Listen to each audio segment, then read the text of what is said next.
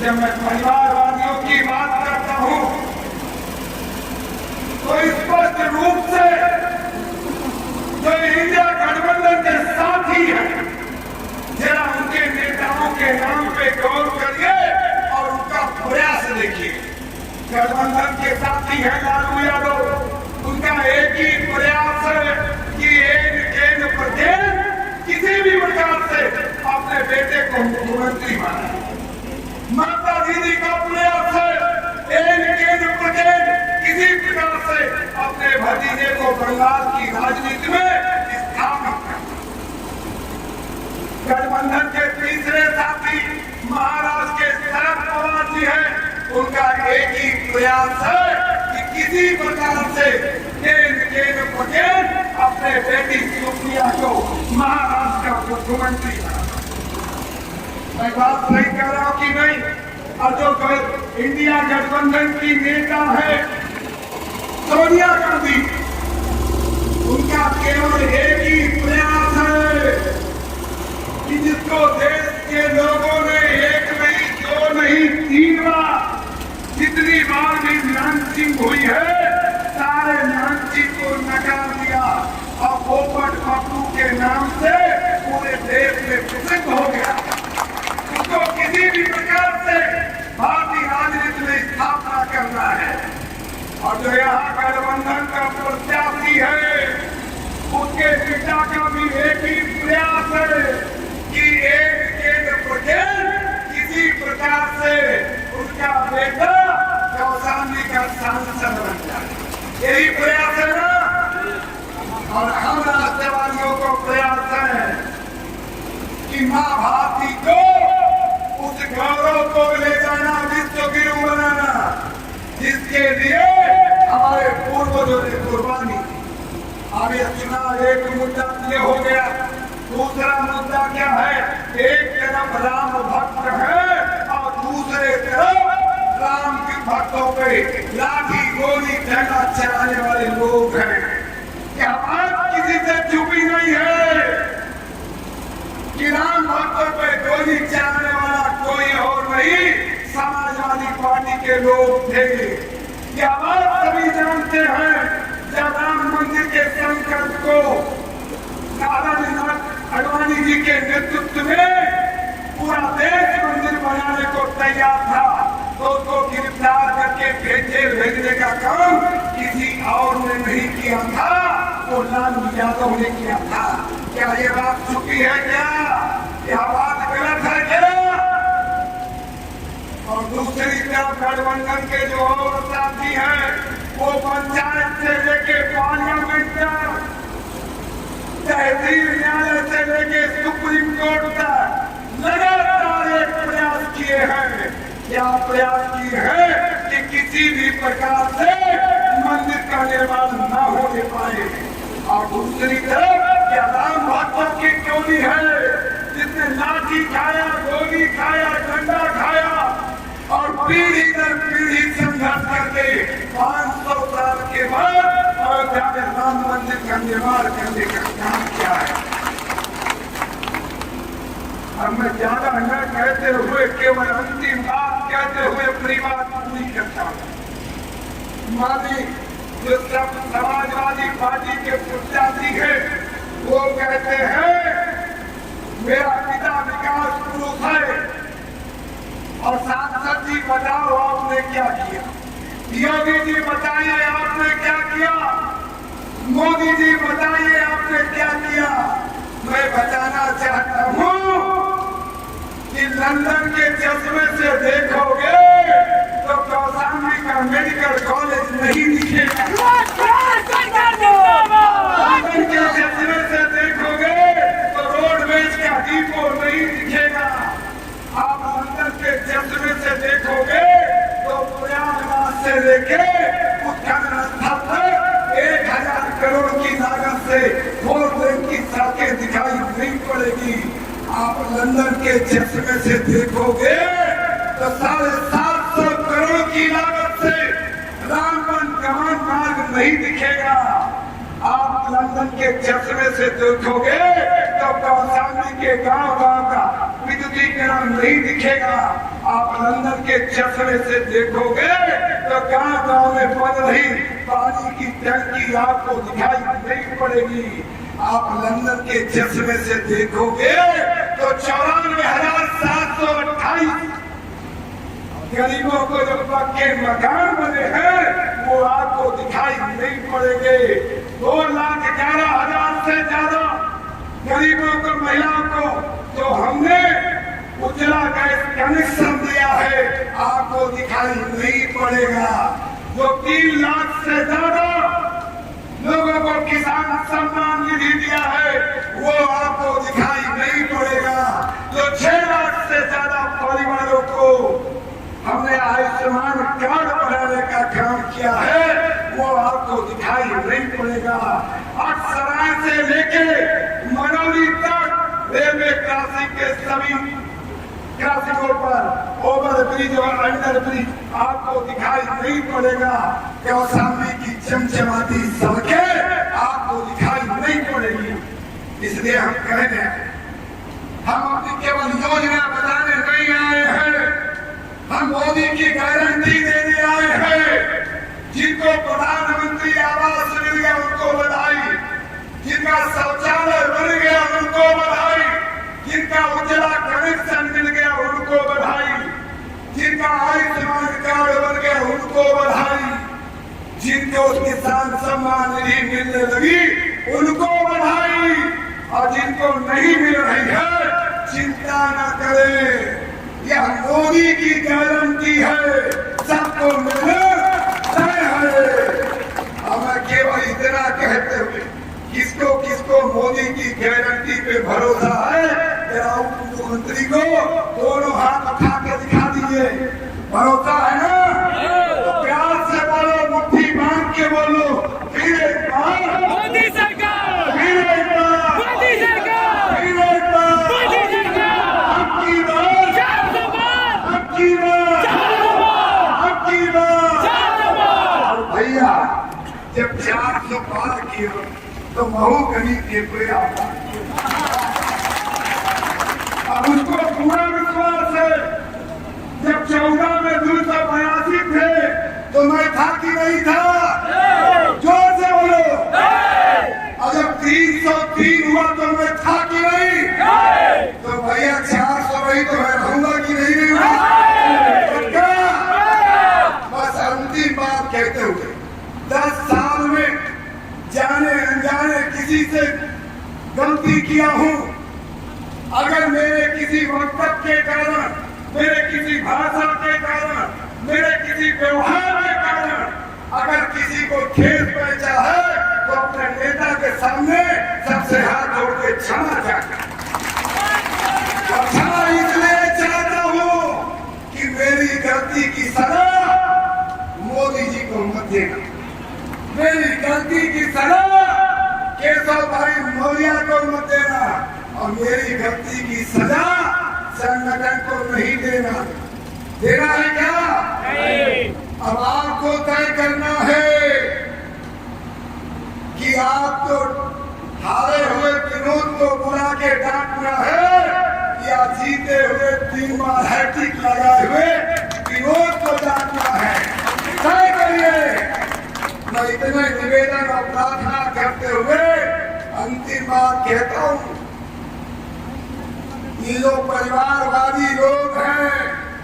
माननीय मंत्री जी, बड़ी खास बात है, जब ये बहुजन समाज पार्टी में थे तब भी अनुसूचित समाज के लोगों का शोषण, अब जब समाजवादी पार्टी में आए हैं वहां पर भी आके केवल और केवल अनुसूचित समाज के बेटों का शोषण करने का काम कर रहे हैं। इसीलिए मेरा बूथ अध्यक्ष बैठा है, ये जानता है कि आज हर बूथ पे चर्चा हो रही है। चर्चा क्या है? क्या कोई अनुसूचित समाज में कोई और नहीं मिला था क्या?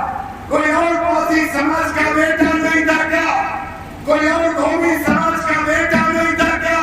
कोई और खनिक समाज का बेटा नहीं था क्या? क्या कोई वाल्मीकि समाज का बेटा नहीं था क्या? हम तो गौरव के साथ कहते हैं, हमको जब अवसर मिला तो नगर पालिका मंझनपुर हो या भरवारी हो, पासी समाज के बेटे को अध्यक्ष बनाने का काम किया। हमको अवसर मिला तो मंझनपुर से धोबी समाज के बेटे को हमने विधायक बनाने का काम किया। आज हमको जब अवसर मिला तो समाज के सभी लोगों को साथ लेके चलने का काम किया।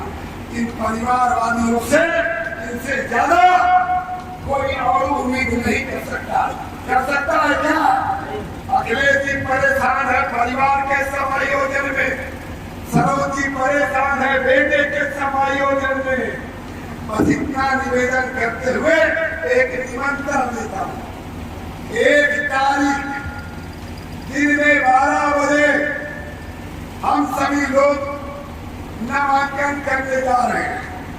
उस नामांकन सभा के मुख्य अतिथि उत्तर प्रदेश सरकार के डिप्टी सीएम विकास पुरुष कौशाम्बी के लाल आदरणीय केशव मौर्य जी आ रहे हैं। इसका निमंत्रण आप सभी को देते हुए जिस व्यवस्था में आप आए, बूथ अध्यक्ष, जब बूथ अध्यक्ष की संकल्पना की गई थी तो अमित भाई ने एक नारा दिया था, अपना बूथ जीतो, अपना चुनाव जीतो। बात सही है कि नहीं? बात सही है कि नहीं? तो मेरा बूथ, मेरा बूथ, मेरा बूथ, मेरा बूथ। सभी बूथ अध्यक्ष ताकत लगा के नहीं बोल रहे, थक गए हैं क्या? क्यों लगा के? जरा विरोधी सुने तो कि मेरा बूथ का सिपाही, बूथ का कमांडर आज संकल्प लेके जा रहा है कि मैं इस बूथ को जीत के दूंगा। आप ठीक है ना? मेरा बूथ, मेरा बूथ, मेरा बूथ। आप सभी कार्यकर्ता का, बंधुओं का, आप सभी बूथ अध्यक्षों का बारंबार स्वागत करते हुए, मंचासीन नेताओं का स्वागत और अभिनंदन करते हुए, महापुरुषों के चरणों में अपना सिर नवा के पुष्प अर्पित करते हुए अपनी बात पूरी करता हूँ। वंदे मातरम। भारत की जय।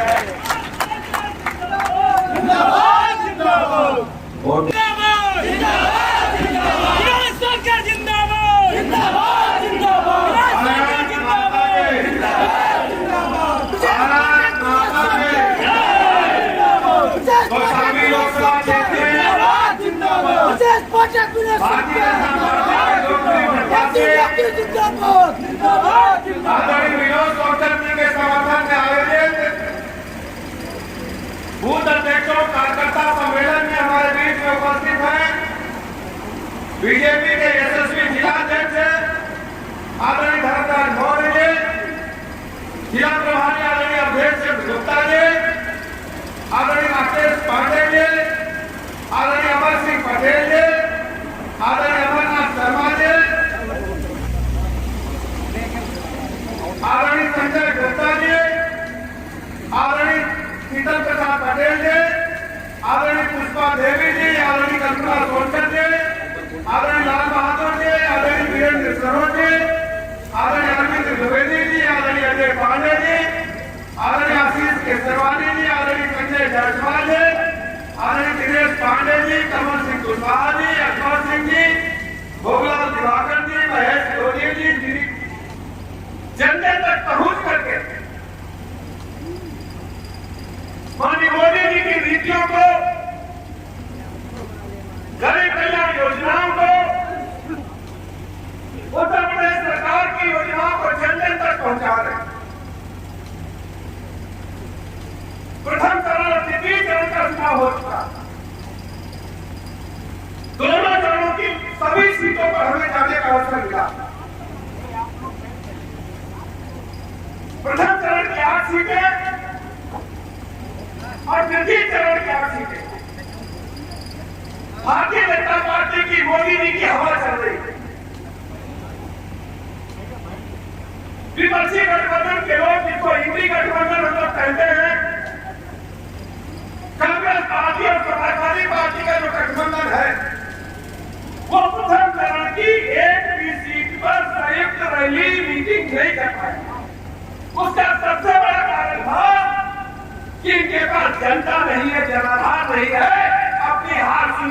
काम करके इंडी गठबंधन के लोग प्रथम चरण में एक भी मीटिंग नहीं कर पाए।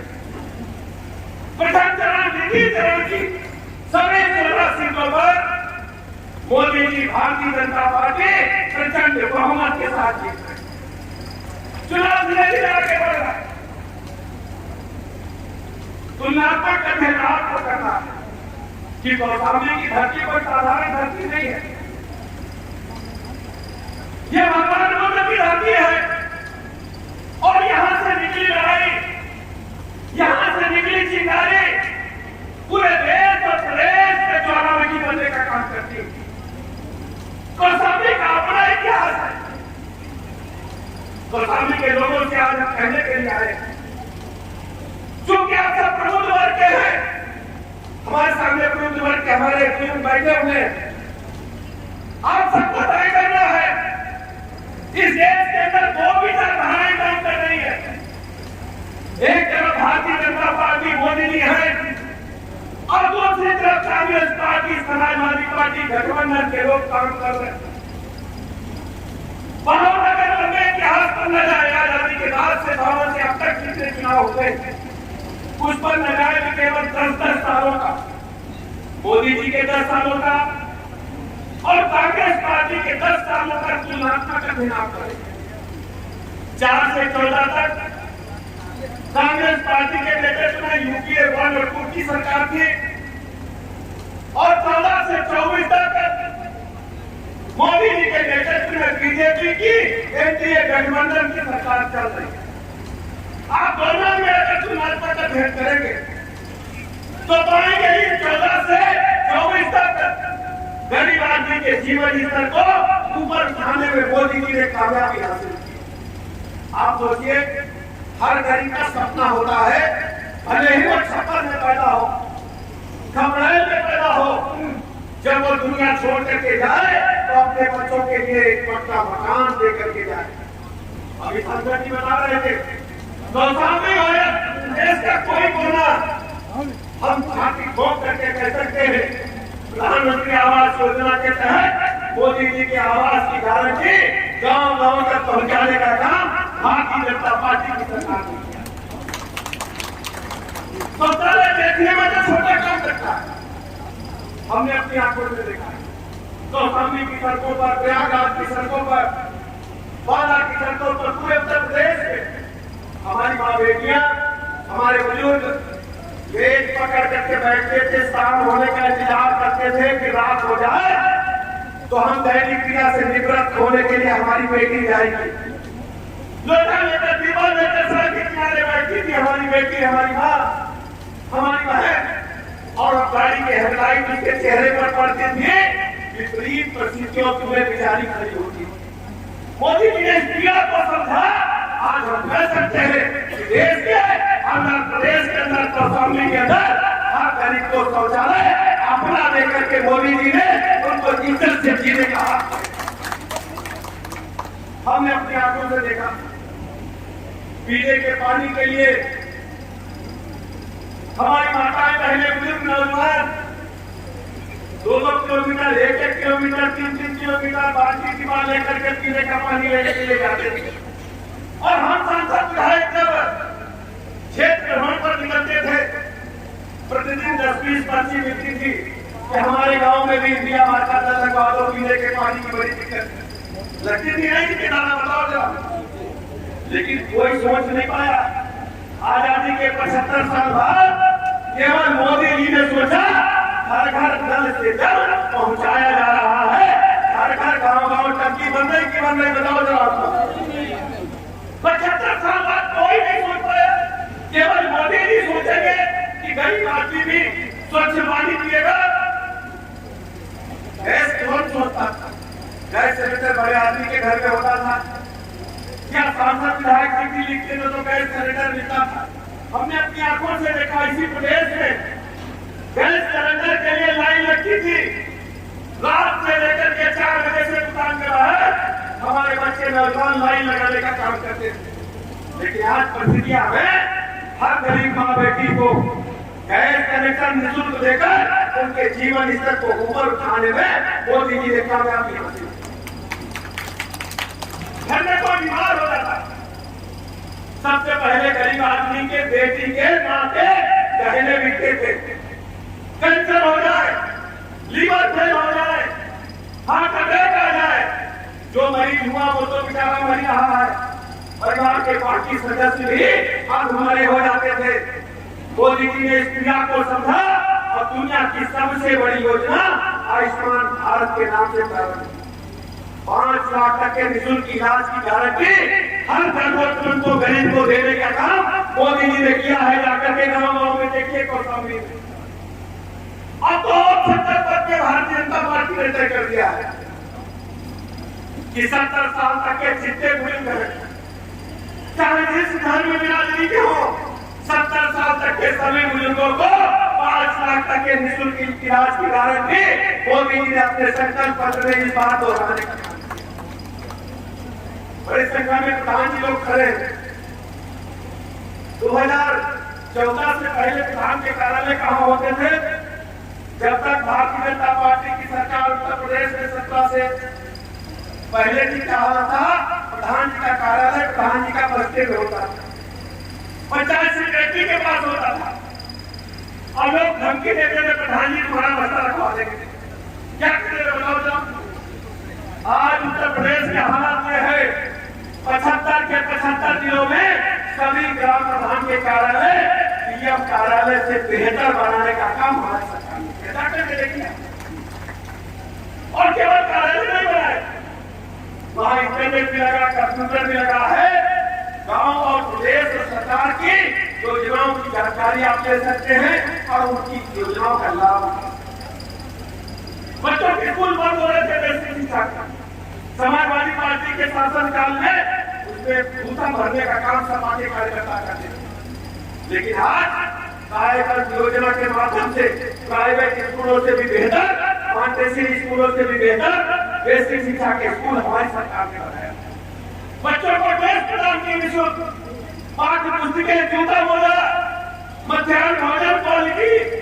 आज समाजवादी पार्टी के सरकार में हमारे पत्रकार भी खड़े, आप आंकड़ा निकालिए, सभा की सरकार में मात्र 1 करोड़ 12 लाख बच्चे बचे थे। आज उत्तर प्रदेश सरकार के बेसिक शिक्षा के स्कूलों में 1 करोड़ 92 लाख बच्चे उच्च कोटि की शिक्षा ग्रहण करते। बिजली के बारे में आप सब जानते हैं, 70 से पहले प्रदेश का क्या हालत था? हमारे अतीत घुमा हुआ है, तो मुझे बच्ची गिनती है कि रात की आप भूल गए क्या? सब लोग बताओ ना। अब बिजली 75 के 75 जिलों को 24 घंटा देने का काम अपनी सरकार ने किया, भारतीय जनता पार्टी की सरकार ने। पहले बिजली कहां? परिस्थितियां बदली है, पानी हो जाए।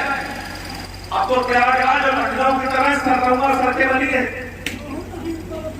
कहीं चले जाइए फ्लाईओवर पर फ्लाईओवर बन रहे, रेलवे क्रॉसिंग बन रहे कितने घंटों, मां गंगा नदी पर पुल बन रहे। किसने सोचा था कौशाम्बी का जल्द विकास होगा? मैं कह सकता हूं कि भारतीय जनता पार्टी की सरकार ने, योगी जी की सरकार ने, केशव जी की सरकार ने कौशाम्बी के विकास को नंबर 1 के एजेंडे में रखने का काम किया। इसलिए मित्रों आपके बीच में कहने के लिए 75 के 75 जिलों में मेडिकल कॉलेज बने, कौशाम्बी में मेडिकल कॉलेज बने। कौन सोचता था? प्रयागराज भागते थे, इलाहाबाद भागते थे, बीमार हो जाते। लेकिन मोदी जी ने सोचा कि 75 के 75 जिलों में मेडिकल कॉलेज बनेगा, कौशाम्बी में बन करके तैयार हो रहा है। ये है भारतीय जनता पार्टी की सरकार की। और समाजवादी पार्टी की सरकार में क्या था? सैकड़ों ऐसी योजनाएं हैं, चाहे 6,000 रुपए का किसान सम्मान निधि देख लो, बीजेपी की पीएम स्वनिधि देख लीजिए, पट्टी दुकानदार भाइयों को बगैर ब्याज के लोन दी, लंपति दी, सैकड़ों ऐसी योजनाएं हैं जो भारतीय जनता पार्टी मोदी जी की सरकार ने गांव गरीब की सुविधा के लिए, उनके जीवन स्तर को ऊपर करने के लिए कराई। सपा सरकार में क्या था? गुंडे, बदमाश, माफिया, जुल्फे, लफंगे सड़क पर घूमते थे, बहू बेटी की इज्जत आबरू की तरफ पूरी नजर से देखते। हमारी सरकार ने एंटी डोमियोस एक्ट का गठन किया, 29,000 से अधिक लफंगों को जेल के सीटों के पीछे भेजने का काम किया। आज उत्तर प्रदेश में क्या हालत है? हर जिले में एक माफिया होता था। जैसे हमारी सरकार ने 1 डिस्ट्रिक्ट 1 प्रोजेक्ट किया है, जैसे अलीगढ़ के ताले पूरी दुनिया में मशहूर है, मुरादाबाद का पीतल उद्योग, प्रयागराज का अमरूद, लखनऊ का चिकन उद्योग, सिद्धार्थनगर का काला नमक चावल, रामपुर की वायलन, पीलीभीत की बांसुरी, अमरोहा का ढोलक और कौशाम्बी का केला पूरी दुनिया में मशहूर है। ऐसे ही समाजवादी पार्टी सरकार में 1 डिस्ट्रिक्ट 1 माफिया होता, तो कौशाम्बी में भी माफिया थे। एक एक गाड़ी में 10 बंदूकें भरकर के चलते थे। कोई प्लाट बना दुकान चौरस पड़ा है तो सपा का झंडा लगाकर कब्जा कर लेते थे और नारा लगाते थे। पब्लिक कहती थी कि सपा का जितना बड़ा झंडा उतना बड़ा गाड़ी के अंदर गुंडा। आज हालत बन चुकी है। आज गुंडे बदमाश माफिया उत्तर प्रदेश से बाहर है या जेल में है। आपको जेल में भी टेंशन है गुंडों को, जेल में भी सुकून नहीं है। यह है भारतीय जनता पार्टी की सरकार जिसने उत्तर प्रदेश के कानून व्यवस्था को पूरी तरह से चाकचौबंद कायम किया है। पहले बदमाश सामान्य जनता को, गरीब जनता को सताते थे, आज गुंडे बदमाश माफिया पूरे प्रदेश में डरे घूम रहे हैं या प्रदेश छोड़ करके चले गए। इतिहास बदल चुका है। उत्तर प्रदेश देश में नंबर 1 की तरफ आगे बढ़ रहा है। सामाजिक एक्सप्रेस हमारे पास है। 2,72,000 किलोमीटर पीडब्ल्यूडी की सड़कें बनी है। कांग्रेस पार्टी के बारे में सांसद जी बता रहे थे, कांग्रेस पार्टी की जब जब सरकार रही है भ्रष्टाचार के दलदल में डूबी रही है। चाहे 2G स्पेक्टर घोटाला हो तो उनके संचार मंत्री जेल में चले गए, कोयला घोटाला हो तो उनके मंत्री जेल में चले गए। ये 4 से 14 के बीच में हुआ। और जब खेल हुए कॉमनवेल्थ में दिल्ली में तो उनके खेल मंत्री जेल चले गए। घोटालों की भरमार कांग्रेस पार्टी की सरकार। आपको तुलनात्मक अध्ययन करना है, आपको तय करना है बेहतर कौन है, आपको तय करना है कि देश में कौन बेहतर दुनिया के पैमाने पर भारत की प्रतिष्ठा को पहुंचाने का काम किया। आज मोदी जी की हालत पूरी दुनिया में आप जानते हैं। पूरी दुनिया चाहती है कि मोदी जैसा नेता हमारे देश को देना चाहिए। आप सबको पता होगा 2014 से पहले जब भारत के प्रधानमंत्री कहीं जाते थे तो वो सम्मान नहीं मिलता था जो आज दुनिया में मोदी जी को मिल रहा है। ये मोदी जी का सम्मान नहीं है, ये कौशाम्बी के आप सबका सम्मान है और पूरे देश के 140 करोड़ लोगों का। याद होगा आपको पिछली बार पुलवामा में अटैक हुआ था तो क्या हुआ था? कांग्रेस पार्टी की तरह मोदी जी ने नहीं कहा किया होगा तो बताएंगे। आतंकवादियों को पाकिस्तान में घुसकर मारने का काम भारत की सेना ने किया था। किया था कि नहीं किया था? याद है। और उस समय हमारा एक जाबाज सिपाही पाकिस्तान में फंस गया था। सब लोग कह रहे थे ये तो गए, उनका क्या नाम था लंबी मूछ वालों का? सब लोग टेलीविजन पर देख रहे हैं, कहा गए अपने लोग भी हैं, यही करे नहीं करे। लग रहा था जैसे क्रिकेट का मैच चल रहा हो और एक बार बच्चियों 6 रन बनाने हो और धोनी खेलो, सब लोग टेलीविजन पर टकटकी लगाए बैठे थे कि अभिनंदन का क्या होगा। तब मोदी जी ने कहा था कि अभिनंदन का तुरंत वापस आएंगे। हम लोगों ने अपने आंखों से देखा 24 घंटे के अंदर अभिनंदन नया कोट पैंट पहन करके बाघा बॉर्डर से हिंदुस्तान में प्रवेश किए थे। पूरे देश में अपनी आंखों से देखा। यह है बदलते हुए भारत की ताकत, दुनिया में भारत की ताकत आज नंबर 1 और तेजी के साथ आगे। अभी दूसरा यूक्रेन में कुछ चला, उत्तर प्रदेश से भारत के हजारों विद्यार्थी पढ़ने के लिए जाते हैं। अब यहाँ परेशान बच्चे कैसे आएंगे? तब क्या हुआ? मोदी जी ने बात किया, रूस से भी बात की, यूक्रेन से भी बात की। हमारे बच्चे तिरंगा लेकर के जब निकले यूक्रेन से, एक पटाखा भी नहीं चला।